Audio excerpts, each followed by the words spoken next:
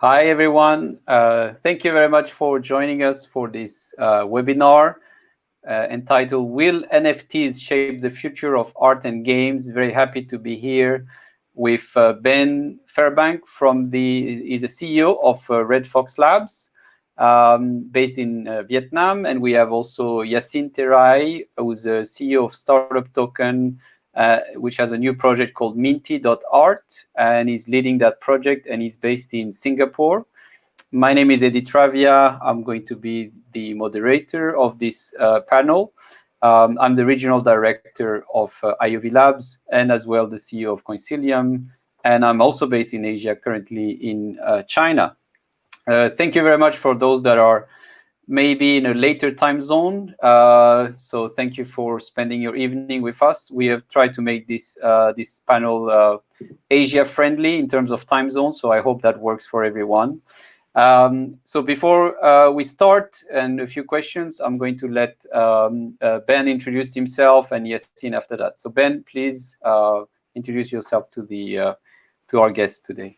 Yeah, sure. So I'm Ben Fairbank, CEO of Red Fox Labs. Red Fox Labs, for those of you who don't know, is a venture builder or startup studio based in Ho Chi Minh City in Vietnam. And what that basically means is that we build companies out from within. So a traditional DBOT model or design, build, operate, and transfer. So we build companies, internet companies for the digital economy, the 4 fastest growing sectors. And we've started with the first project with games and NFTs. And what we then do is, as we scale up, we look for experts in the region to take over control and run those companies, and then we offer them guidance and assistance. So we've been going for about 18 months now, about to release our first game. We've already had an NFT collection come out, and that's gone to #1 on Wax. So very excited to be here and to talk about all things NFT. So thank you for having us. Thank you, Ben. Thank you. Yacine? Yeah. A few words, please. Hello, everyone. I'm Yacine Terrai, CEO of Startup Token. Thanks, Eddie, for organizing this, and also thanks to RSK and Riff. Yeah, I've been an entrepreneur for a while now. I turned into a crypto entrepreneur in 2016. I started my career actually with Eddie, who hired me at Coincilium, and I brought my, let's say, expertise in running businesses and trying to put vision in place and try to build projects, solve problems, or sometimes we just find solution, but we forgot about the problem. But so basically, we are here as innovators, I guess. And so I started Startup Token a few years later, which was kind of the idea was a spin-off of Coincilium, but focused on token issuance. So we were helping entrepreneurs to frame their idea and build what we qualified as a regulated or compliant ICO. So we helped a dozen of projects to issue their token from regulation where we had that have established a regulatory framework. And so we helped several projects, including the Riff project, which was the last project we helped. And so Startup Token was essentially walking through entrepreneurs into this, token transformation and tokenization. So I personally believe strongly in everything being tokenized. And I essentially helped those entrepreneurs and decided at some point to finance and build my own projects. Recently, I launched a card called Census Card, which was a crypto wallet to enable adoption of cryptocurrencies. And my latest project is Minty, so Minty.art, which is a platform that enables to connect artists and collectors by regenerating the concept of patronage. So helping collectors to be at the beginning of the creation of the artwork, and recreate a closer relationship between collectors and artists. So yeah, that's essentially me, and happy to be here. Great. So thank you, Yassine. So actually, yes, I'm going to ask a bit more about Ben's background, and tell us a little bit more about what you have done so far in the NFT space, and kind of your experience, and what have you learned through this experience, please. Yeah, it's been a fantastic learning journey, and I think that anyone that's in the NFT space, there is no real experts. There's people that have had slightly more scars and wounds and trials and tribulations, but everybody's still learning. So what we decided some period of time ago, a couple of years ago, I was talking to Arklegger, who was a senior game designer for H1Z1, the lead game designer for Sony games. And what we did was we talked about how blockchain and NFTs and everything would combine. And what we decided was that, and learned that, people play thousands of hours in games, and they lose if a game decides to stop providing its service. You've lost all of those hours, you've lost your assets, you've lost your items. So what we did was we sat down and said, is there a way that we can have assets and items that can be used across a number of different games? So our idea started out to be very simple, and we said, let's build a collection that can be used to unlock levels, games, early access, skins, weapons, across a number of different games. And we thought, let's see if there is a product market fit for that. So we went out with our original collection, which was a remake of Pogs.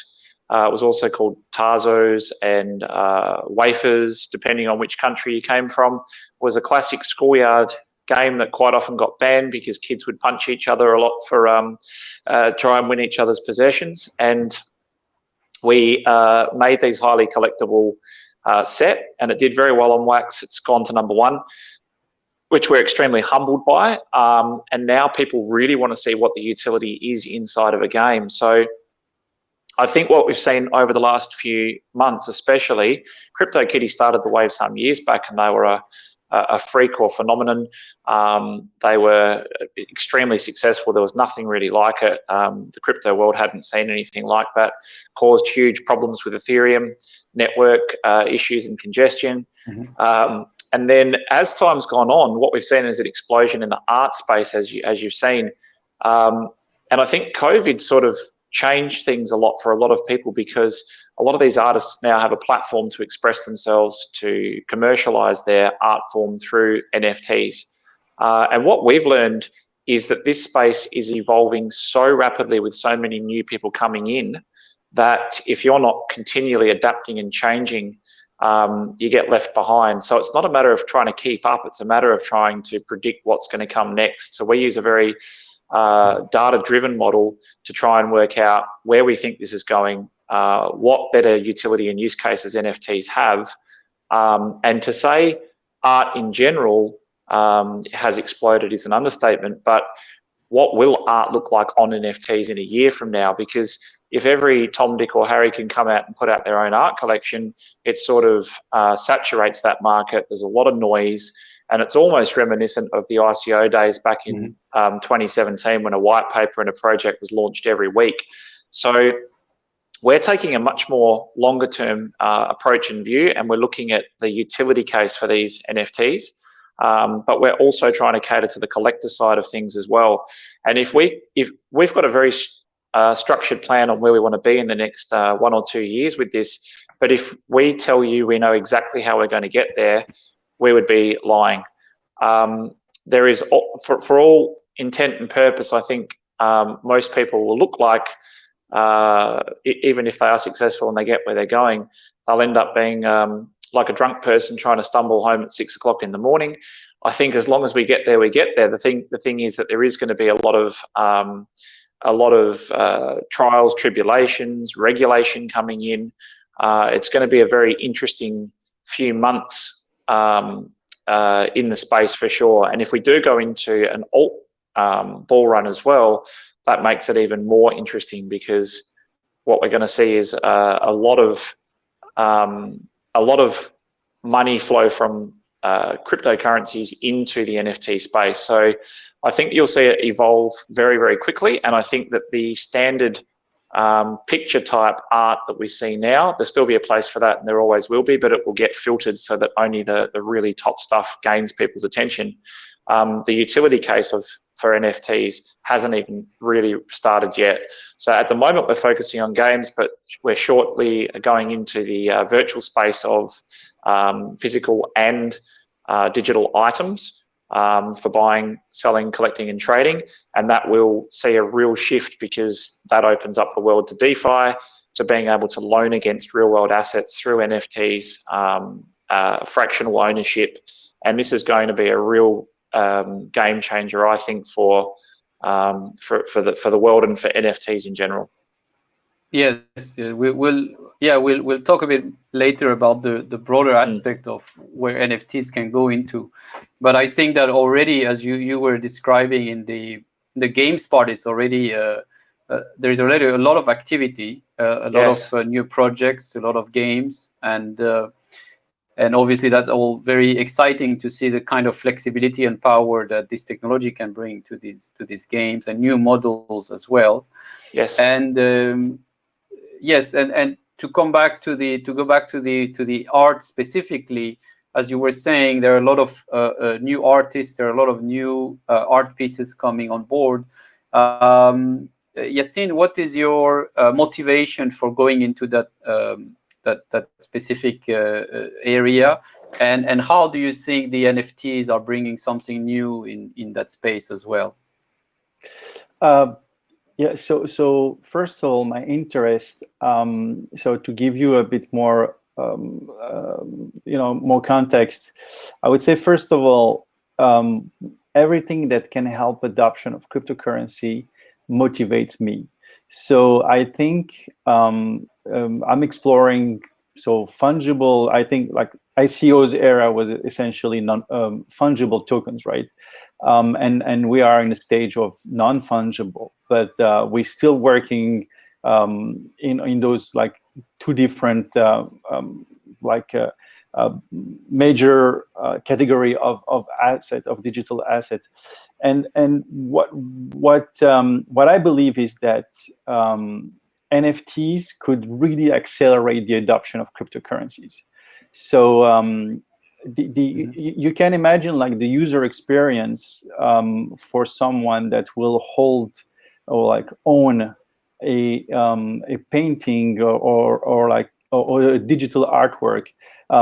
We actually don't really need them to know what's happening in the background. And I think because they will be captured by the front end, as we call it, like the image, they will put their own attention in this experience of owning a piece of art without focusing on what's going on in the back end, which today is a bit controversial. Like, people are excited by cryptocurrency, but they're afraid. They don't really know what's going on. Where is it? Where is my Bitcoin?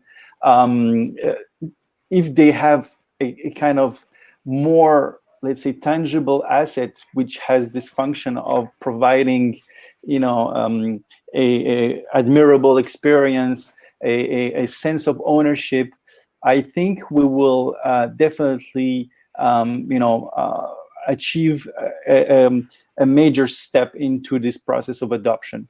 And so that's first, I would say this is my first really motivation to look at this asset class.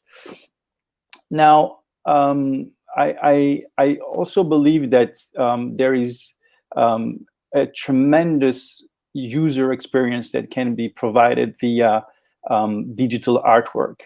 When you think about how our way of behaving nowadays, how do we, we're surrounded by screens. If we don't look at the computer, we'll look at a phone. If we don't look at the phone, we'll look at a watch. And all those assets, all those devices, sorry, are basically screens that are broadcasting some kind of information to us. And I think we are at the beginning of this massive new user experience where art won't be just a painting hanging on a wall. Art will be represented in different ways. Some people were talking about, tokenizing a tweet. Who has imagined that the tweet could become a piece of art and you could own it?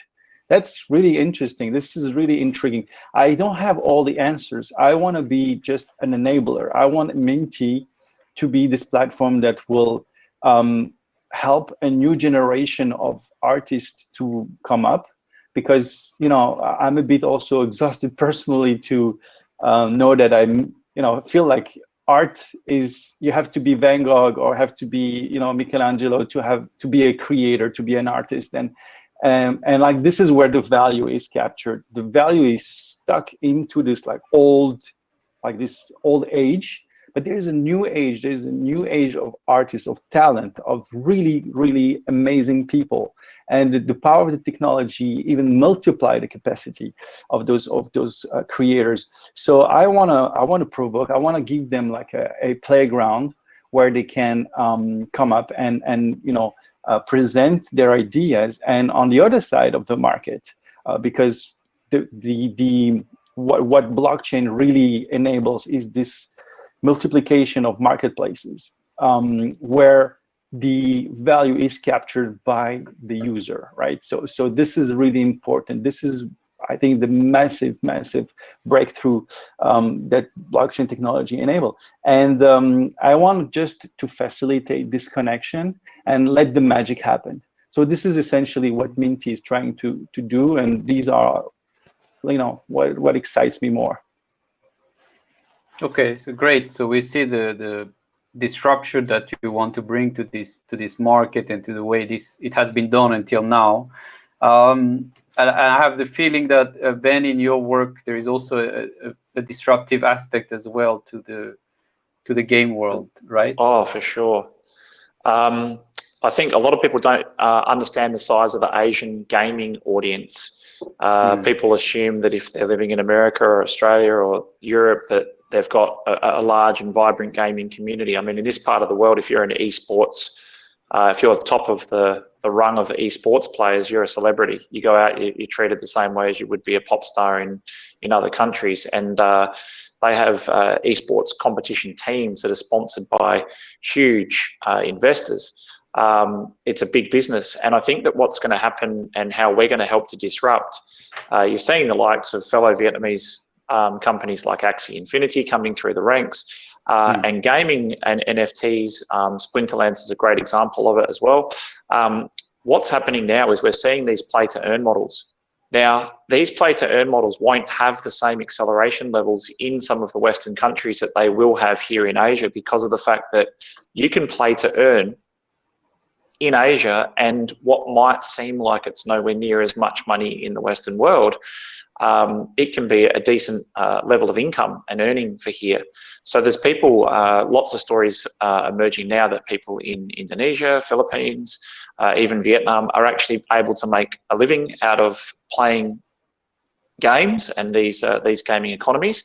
I think that we have a chance to really disrupt the gaming industry, not only through providing a great play-to-earn platform, and that's really important right now, especially if you take into consideration COVID, the loss of jobs, the uncertainty. A lot of people are stuck at home. This is a great way for people to make a passive income, but not only through traditional gameplay, but also being traders, collectors of NFTs. And so for us to be able to offer NFTs that unlock weapons, skins, be used across multiple games, this is a great versatility and utility, because previously a gun in a game is a gun in a game, and we're enabling people to not only speculate, but also to collect, to trade, as I said, to win.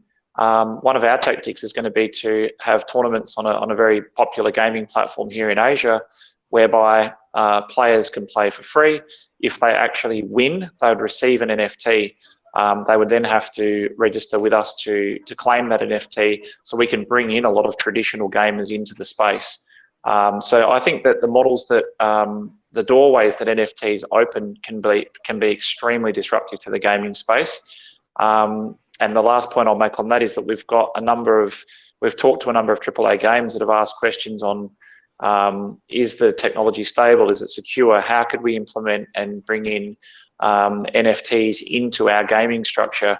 I honestly believe that within the next year to 18 months, you'll start seeing a number of AAA games produce an element or bring in an element of NFTs. And I'm not talking about small fish either. I'm talking about major titles that would be otherwise released on your PlayStations and your Xboxes and some of your major labels. So I think the play to earn model, especially here in Asia, is going to be an explosion of popularity and adoption. Great.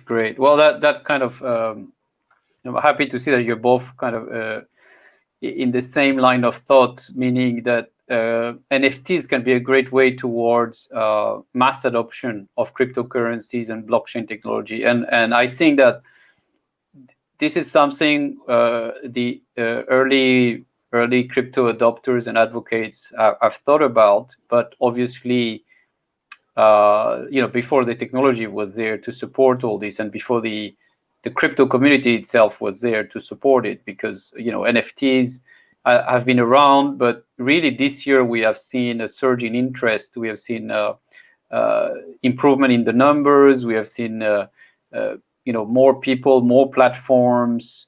So in that regard, Yassine, we have seen a lot of projects, and you have helped a lot of projects throughout the ICO hype cycle, as we call it now, so the years 2017, 18. And I think that a number of them have underestimated some of the challenges. I would say one challenge that a lot of crypto companies have underestimated is basically the time to adoption, right? It always takes a little bit longer. And as we know, at some point it gets, we have a wave of adoption at some point that kind of make sure that a lot of people are joining, and as well, there may not be even enough supply of projects and people developing crypto tools to actually quench their thirst. So what kind of challenges are you expecting to see, let's say, next year with a project like yours, Yassine? Yeah, great question. It's I think the major threat, let's say, is, unfortunately, we have this this barrier that is the current regulation that doesn't really facilitate the onboarding of people towards like the crypto space, right? There is this massive wall that people have to pass, which is this new experience of going through a KYC, and it's becoming more and more strict. So we can today all the marketplaces, all the actors evolving in the crypto space are basically enabling a diversification to the crypto holders. Like, what do I do with my Bitcoin, with my Ether? Okay, they're doing pretty well. I can just hold them. But the nature of people is that we are we want to look further. I think all these early adopters that joined the movement of cryptocurrencies are people that are somehow like kind of risk takers, okay, and they wanna challenge the system. They wanna see how far can it go? How far can we create new things? Can we disrupt? And so what happened is that nowadays NFTs are essentially purchased by people that are holding Ether, because this is the most implemented platform for NFTs. And what happens is that the money is circulating within this ecosystem, okay? what we hope is that we will find ways to easily onboard people that are not familiar with cryptocurrencies. Once again, removing all this friction will facilitate the adoption once again. And like my previous project, Census, fell because we were not ready. We didn't really envision how regulation is tough for bringing the demand, because the supply is definitely here in the world of blockchain. Within 24 hours, somebody can code an amazing project, an amazing solution. But on the other side, it will be just a transfer of money from one smart contract to another one. But like to have this inflow of newcomers, this is the biggest challenge today. And I think we are going to a tougher and tougher environment, because regulators are seeing that this is definitely a big threat. It's like this innovation is scares a lot of people, a lot of regulators. Projects that are just like this stable coin that came into place and are the second generation of tokens that remove what was before presented as a friction for adoption, which was this volatility. Right now, there is no point for someone to switch back from Bitcoin or Ether to US dollar or euro, whatever currency. You can stay in stable coin. And there is this, cross of the Rubicon, where people are entering the crypto space and they don't go back. They stabilize with those stable coin. So we can imagine like that the financial industry, all the classic, the legacy system is put in threat, is challenged nowadays, because when you have the experience in the crypto world, you cannot go back. Really, it's just impossible. I just had like this experience a couple of days ago where I'm buying synthetics. I'm buying basically. I'm investing in the stock market using cryptocurrencies. I mean, the settlement happens in a second. I don't need to wait. Whereas when I do the same purchase using my bank, I need to wait for 48 hours for a settlement to happen. Like I want to sell and buy, but the system is not. I mean, it's been like, I don't know, maybe 100 years that the banks have been running these the access to the stock market, to derivatives, and I'm really, really shocked when I see the user experience that people are facing. I mean, when they're gonna discover how efficient, how smooth, how frictionless is the world of crypto, there's no way they will turn back.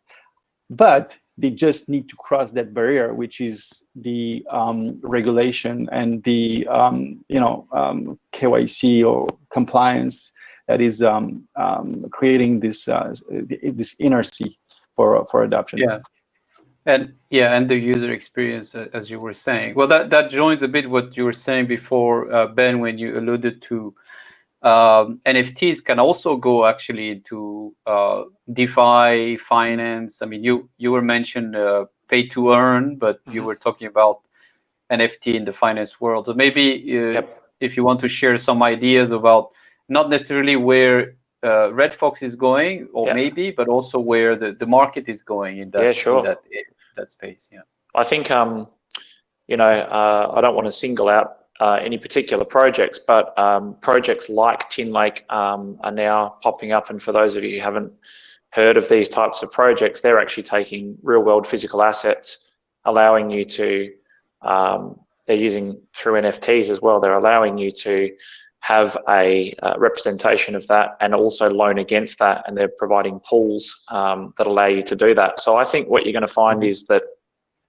when I was younger, you'd go to an auction for a house and you'd see a person standing there with a mobile phone, and someone from China would be on the phone bidding for a house in Australia, for example. It was a very antiquated way of doing things. I I think the idea for people to be able to, it turns non-liquid assets into, it gives them liquidity. It allows you to be able to put something up, somebody to loan against something. It can provide proof of ownership. You can have fractional ownership. We've talked about this in a number of different realms, whether that's in-game items, whether it's physical items, whether it's digital space, land. This fractional ownership of NFTs and assets, as well as also income producing, is a fascinating topic. And I think that one of the big things that businesses face, and many people who have run a business know, is before you IPO or trade sale or you get to your sort of end goal, lots of businesses struggle with liquidity. There's shares issued, people cannot gain access to that liquidity. NFTs and the DeFi space combining solve a lot of these problems, because it can provide proof of ownership. It can actually get people to form together into pools, and you can actually have not only lending opportunities, but also investing opportunities. And we've seen traditional companies like Your Equity Zens give people the opportunity to buy into pre-IPO companies. So I think that that what we're seeing right now is a revolution as far as finance is concerned. People want to trade with each other. It's happening whether we like it or not.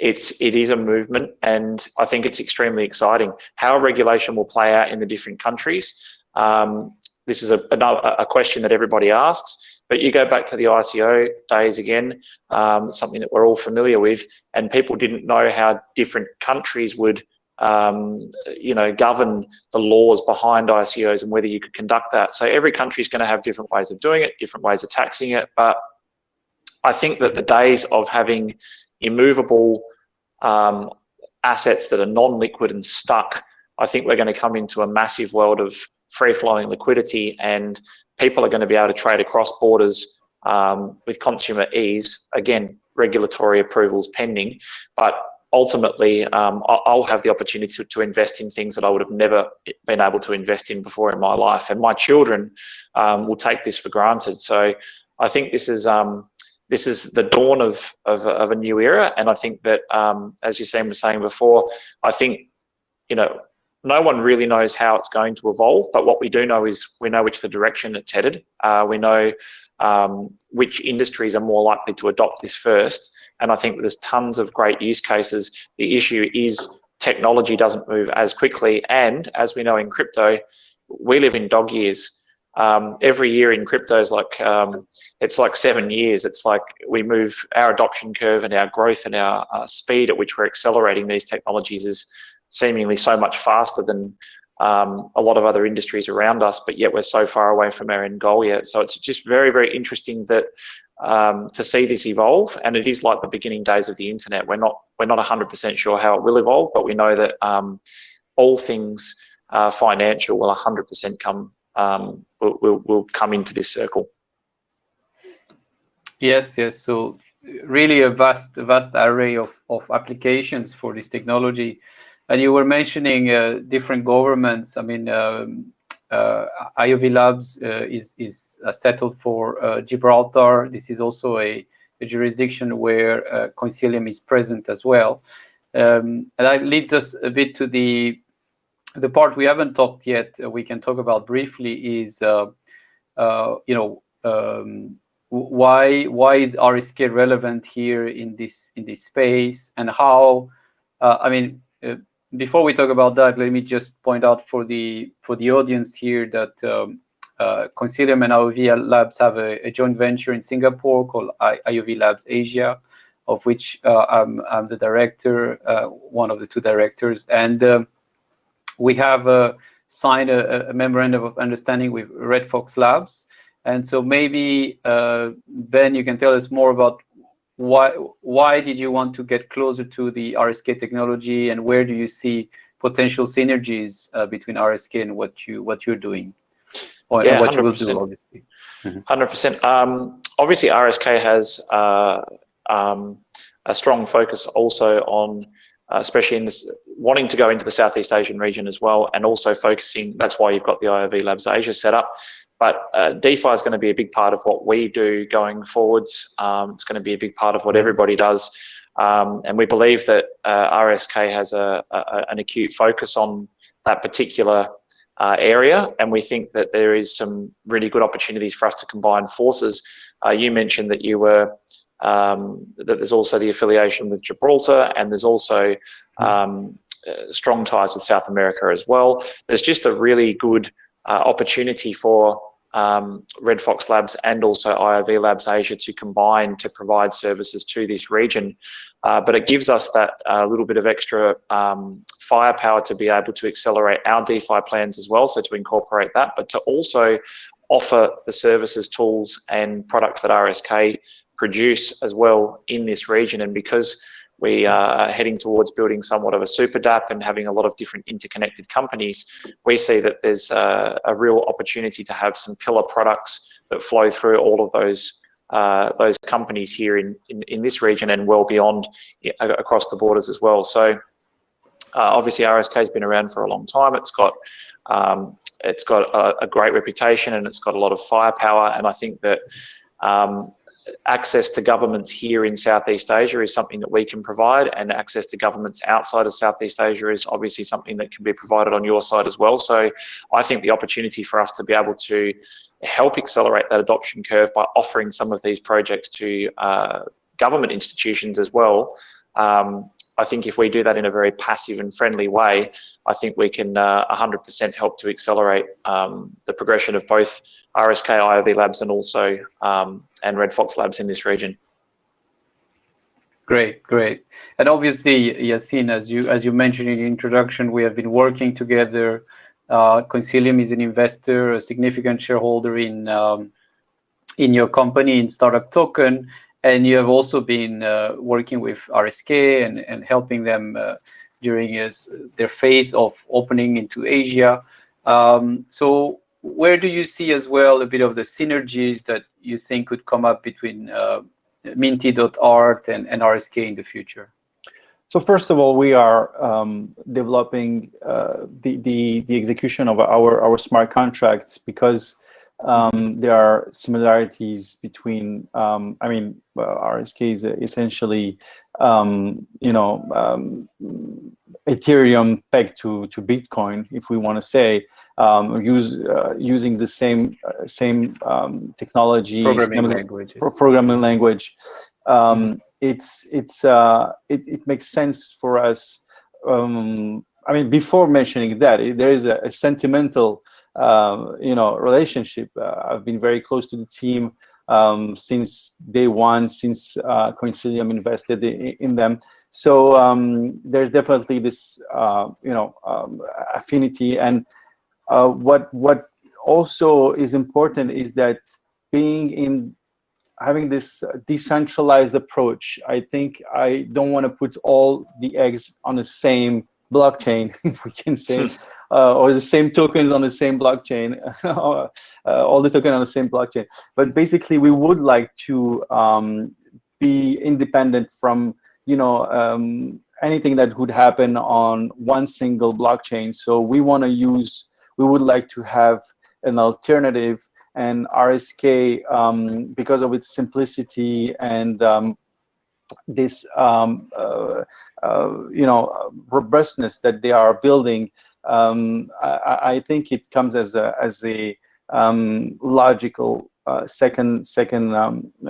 It's not even a second. It will be simultaneously. We will want to deploy our smart contracts on Ethereum, on RSK, and a third blockchain as well. And so this is really important, and I think nobody should develop and should think only about one infrastructure, because even though the future development will enable a kind of smooth interoperability, but at this point of time, it's important to make sure we take advantage of all the technologies that are available, and also I think the fact that RSK is a kind of bridge to the Bitcoin ecosystem it is also a valuable infrastructure. So yeah, we are definitely considering RSK. It's part of our technology adoption. Great. So let's say now, Yassine, I mean, I don't know if it's the case, but let's say we have artists in the audience or creators of art who may have heard about NFTs. Maybe they're following already the sector. Maybe they're following what's going on, the new platforms, the new projects, or maybe they don't have so much knowledge. What would you tell them to kind of pitch? First of all, why they should go into NFTs as an artist or a creator, and obviously why you think Minty.art will be one of the platforms that they should look at for that. So first of all, giving even more substance and background to basically the future that is coming at a very fast pace.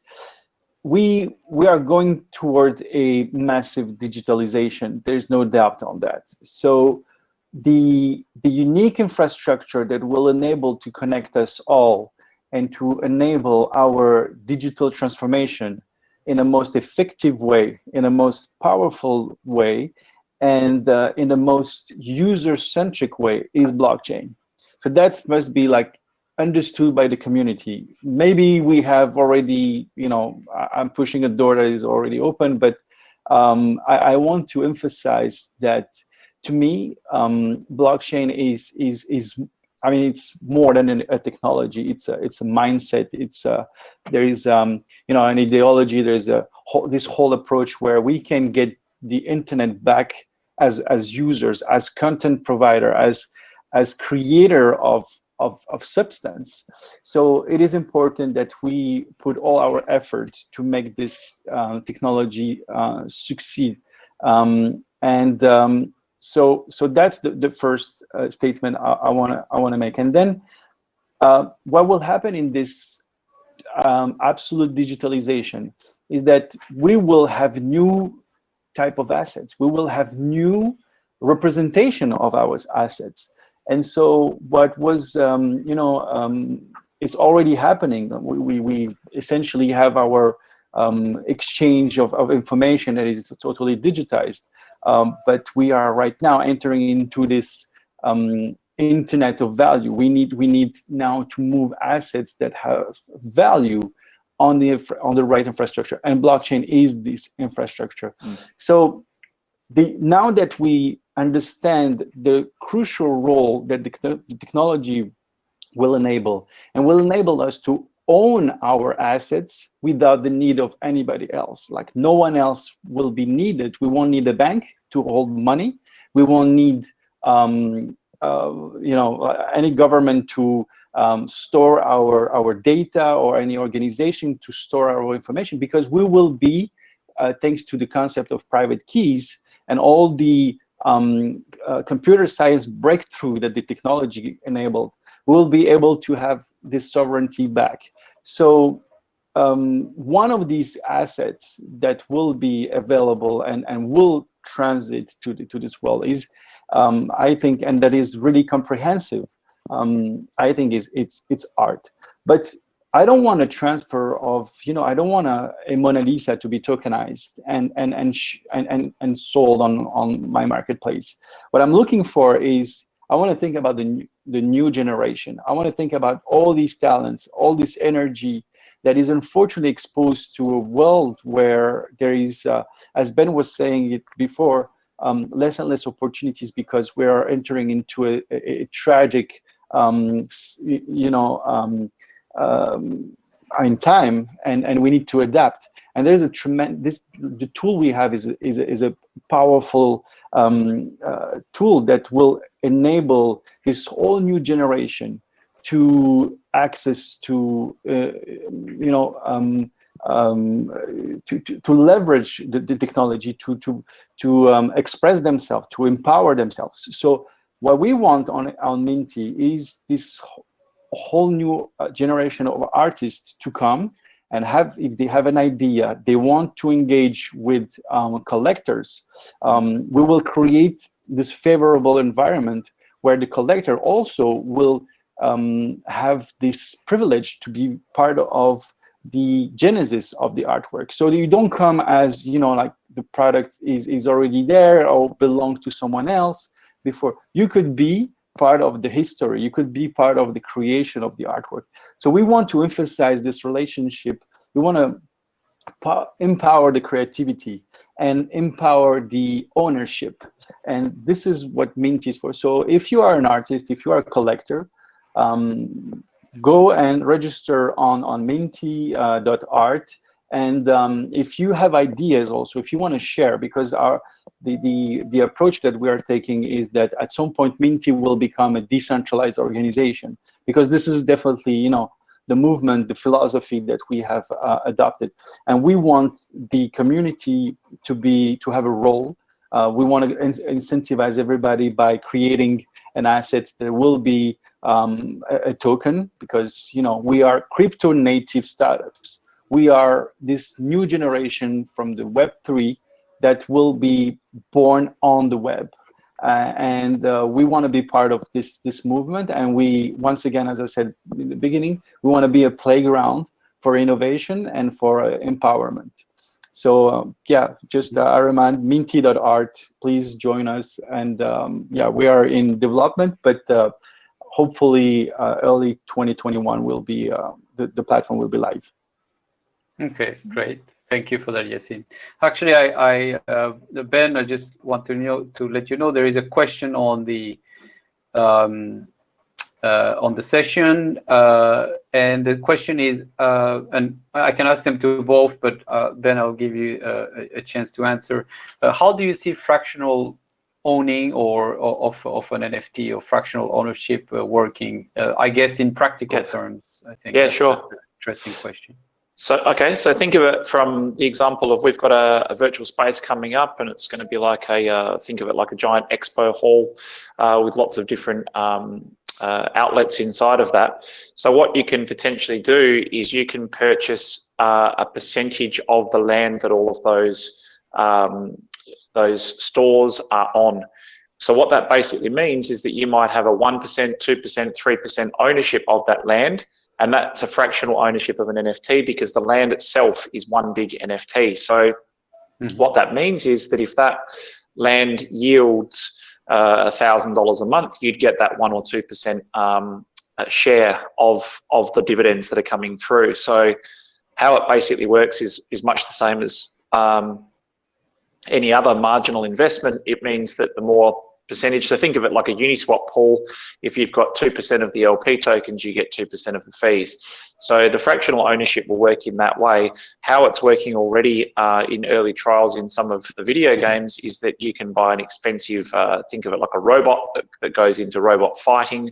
That's what some of these projects have tried, and that means that you can take a percentage of the prize money earned by your percentage of ownership. So that's all it basically means. But in our sense, it'll be quite a lot more complicated, because there'll be sales dividends, and there'll also be yields and rent and all the rest of it as well. So it's a really good opportunity to own a virtual investment that might not be anywhere near as expensive as a physical investment in the real world, but yet still provide the same type of yields or returns that you'd be accustomed to. Okay, great. Well, and that's a very specific example that you're giving us. Actually, an example that comes from something that we have seen. I mean, everybody has seen for a while, which are these kind of virtual worlds that, of course, existed long before blockchain. Video games, etc. But really have a new life. I'm not going to say a second one. A new life in the world of blockchain. And that's very interesting model to look at as well, and very exciting projects there. In your area, specific area, Yassine, how will you see fractionalization of NFTs work? I guess for art. That's actually a very interesting idea, and we all have this kind of idealization or like a fantasy about the fractionalization, but we have no clear we have a proposition, but we don't know if it will be the one that will be adopted. We want to give actually, here like the choice for creators to decide what would be the rule to transfer total, like full or partial ownership to the collectors. So we want to give the we were thinking about some designs where for example, if somebody owns more than 60% of an artwork, he would be able, if it's a physical piece of art, let's imagine that this will be a use case. Let's imagine if somebody owns 60% of the token, then they will benefit from holding the asset, at home or whatever they want. These are only proposition because we don't really know what will be the user experience, the user adoption. It can only be suggestions, but then we want really to let the community decide. Once again, this is where the DAO becomes very valuable, is that we want to transfer the governance and the proposition, because we know community is rich of these proposition, of these ideas. We want to let them decide what would be the design. First will be, of course, the creator will set up the rules, can say, okay, if somebody owns between 60 to 80%, we cannot think about 100%, because you can imagine that some people will lose access to their token, and therefore there won't be, if someone needs 100% of the tokens, then it might never happen. Just because one of the collector has lost his private key or whatever reason. So we need to think about all these situations that will be challenging, but in the same time quite exciting. Yeah, it brings, as you just started with a few, but yes, I guess to everybody that's listening, that is listening now, it brings a lot of questions and different scenarios that could happen. And one of them, and it's part of the questions here now, is the royalties. I assume the royalties, for example, that the artist or the creator may perceive. How would that work in your, or maybe not in your platform, but in your mind? Where is that going? The world of royalties and how they interact with these NFTs and this even maybe more complicated, which is fractional NFTs. Sure. I mean, this is an important topic, the royalties, because you can imagine that an artist like Picasso or Van Gogh, or like just to name some famous one, but like started to paint very early and just gave away their artwork, or sold them, but for really like just to survive, because we know that artists are always like survivors, and so what if at some point the artist get this fame, becomes notorious, and has this success he's expecting? The royalties is a great way to be able to take advantage of the future resale of the secondary market. We once again, we don't really know how transaction will happen. We wish that everything will be, it requires that everything will happen on chain and online, but that's also a challenge. But definitely we will try to design a way for people to do the transaction within the platform, and incentivize everybody in the transaction to have its fair retribution or like incentive. But that's definitely one of the most exciting feature that NFT enable, is to code basically these secondary market royalties. Yes, this is something we, Ben and I have talked before, right? The coding certain royalties and commissions in this way. So I'm now asking the audience to send their questions, and before, if any comes, I will let you know. But maybe we could end this note on a or what's again what is a point that you want to emphasize regarding NFTs, maybe specifically related to Red Fox, and how you're going to evolve in that space in the very near future, I guess 2021, where we finally move away, hopefully, from this the troubles of the year. Yeah, it's been a hell of a year. I think for us, we want to really just push the envelope as far as we possibly can. We want to show that through the use of these ingenuitive, interoperable NFTs and asset ownership, that we can actually disrupt legacy industries that have very dominant players, and we want to show that the little guys can actually really get in there and be effective attacker brands. So I think we just want to be able to show that being agile, being fluid, and being able to introduce new technology layers, we want to be able to do to video games what Uber did to transport, or Airbnb did to accommodation. What we want to be able to do is to be able to really open this up. The play to earn angle, as I say, will be massive. And I think as esports comes into gaming as well, our project will evolve hugely, because we're not a one-dimensional project that has just one game or one company. So we're going to be combining a lot of those things together, but having multiple games on one platform that anybody can join in and play and also earn an income from. We think this is an extremely exciting thing going into 2021, and we really just want to disrupt and push those envelopes as much as we possibly can. Great. So some questions are coming in, which are actually, interestingly, a little bit more technical. So, for example, one is around interoperability between platforms. I don't know, Ben, if you have a comment on that. So, is there a standard that enables that, or do you see that happening soon? Yeah, we've been speaking to lots of different players that are trying to do interesting stuff in the space, like Liquid Apps, etc.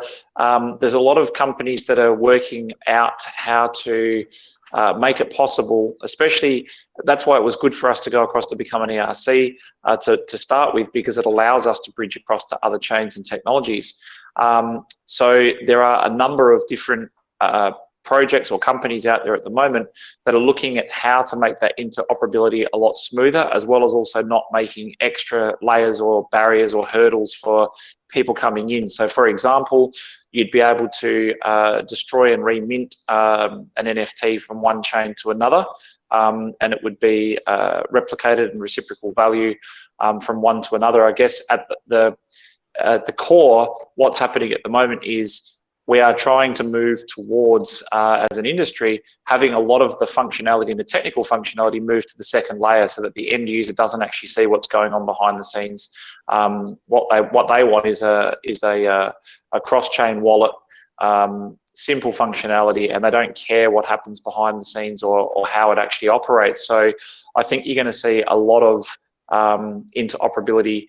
I think NFTs might actually push some of the interoperabilities with the blockchains as far as cryptocurrencies are concerned as well, because I think it will be a smoother and it is an easier process to onboard to some of these NFTs than it is to cryptos.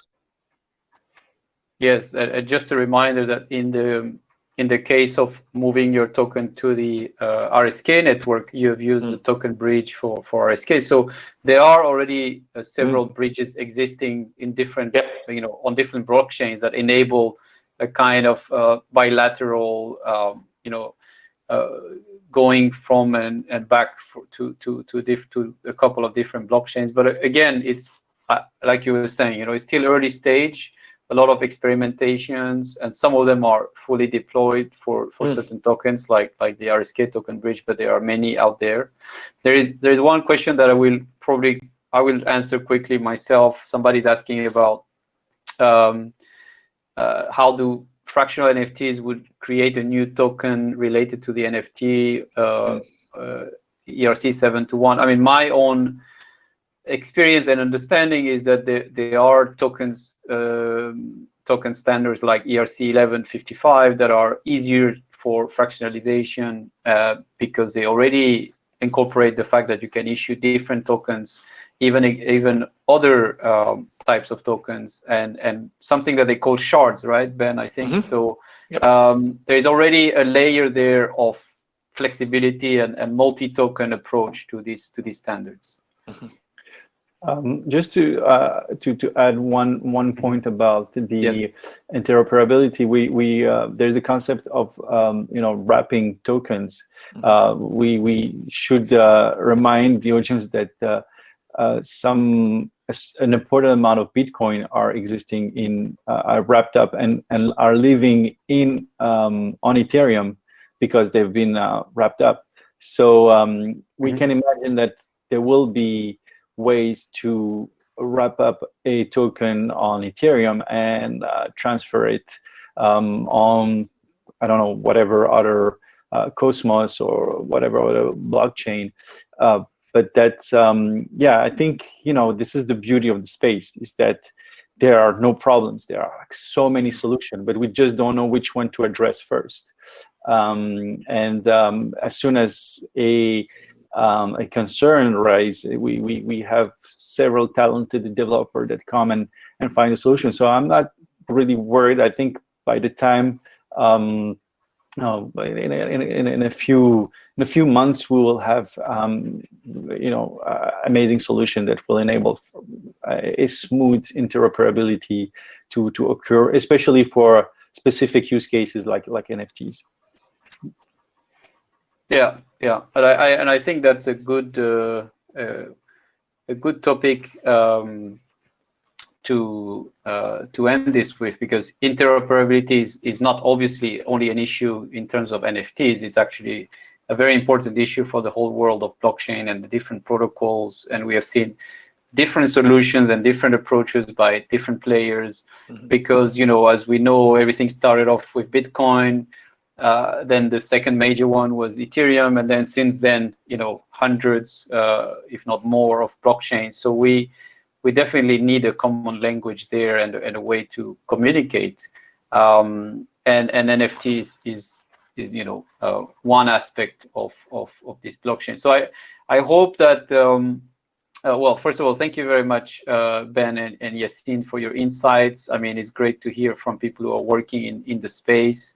And I hope that the audience, got something interesting out of this, and especially as I think it's worth repeating that, this is all going very fast. Everybody's, working and developing as the evolution of the whole space is evolving, and therefore, there is always something new, something that comes that can change what is going on right now. It can be technical, it can be, as Yassine was saying, regulatory as well. It can be new financing models, like Ben was mentioning as well. So thank you very much, Ben and Yassine. Appreciate your time. I know it's getting late for you as well. Thank you very much to the audience, and we'll keep you informed. I will try to do more of this. I think this is an exciting topic, and we hope that you will join us back here. Thank you. Thank you, everybody. Thanks, guys. Thank you. Thank you. Thank you. Thank you. Bye-bye. Thanks, Ben. Thank you.